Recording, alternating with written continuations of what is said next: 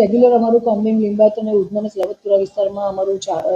થતું જ હોય છે. દર શનિ રવિ અમે જે એક કરતાં વધારે શરીર સંબંધી ગુનાના આરોપીઓ છે એમને પણ લાવી અને એમની પૂછપરછ કરવી, એમના અટકાયતી પગલાં લેવા, જીપી એક્ટ 135 મુજબની જે કાર્યવાહી કરવાની હોય એ પણ કરાવતા હોઈએ છીએ. લેટ નાઇટના તમામ બજારો પણ અમે બંધ કરાવીએ છીએ અને આ કાર્યવાહી અત્યારે પણ અમે કન્ટિન્યુ જ કરીએ છીએ, જેમાં રાત્રે 11 વાગ્યા પછીના જે ખાણીપીણીના બજારો છે, જે ન્યુસન્સ સામાજિક તત્વો ત્યાં બેસી રહેતા હોય છે, એ લોકોને ત્યાંથી લઈ લેવા, ત્યાંથી એ લોકોને લઈ અને અટકાયતી પગલાં લેવા. છેલ્લા 2 દિવસમાં અમે લિંબાયતમાં અને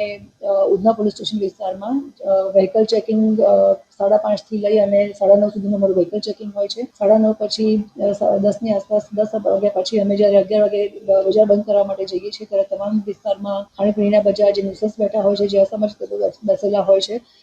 એ લોકોને અમે લોકો ત્યાંથી લઈ અને અટકાયતી પગલાં પણ લેતા હોઈએ છીએ. અને રાત્રે 11 વાગ્યાથી લઈ અને રાત્રે 1 વાગ્યા સુધીનું પણ અમારું પેટ્રોલિંગ અને વાહન ચેકિંગ ચાલુ હોય છે. પેટ્રોલિંગમાં જે આ જગ્યા છે અને જે રોડ પહોળા છે ત્યાં અમે 4 વ્હીલરમાં પણ વ્હીકલ પેટ્રોલિંગ કરીએ છીએ અને જ્યાં ઇન્ટિરિયર છે કે જ્યાં લુખ્ખા તત્વો અને અસામાજિક તત્વો બેસી રહેતા હોય છે, જે લોકો પોતે ત્યાં ભયનો માહોલ ફેલાવે છે કે સામાન્ય માણસ ત્યાંથી નીકળી ના શકે અથવા તો પોતાની ત્યાં વર્ચસ્વ જમાવવા માટે થઈ અને પોતે જે નાના મોટી દાદાગીરી કરતા હોય છે, ઇન્ટિરિયર વિસ્તારમાં જેમ કે અમારું લિંબાયતનું અને ઉધનાના મીઠી ખાડીના વિસ્તાર છે, જે કેનાલ વિસ્તાર છે, પટેલનગર છે, ઉદ્યોગનગર છે, બીઆરસી ચોકીની જે અમુક ઇન્ટિરિયર જગ્યા છે, લિંબાયતનો જે અમારો મદીના મસ્જિદની અંદર અને મીઠી ખાડીનો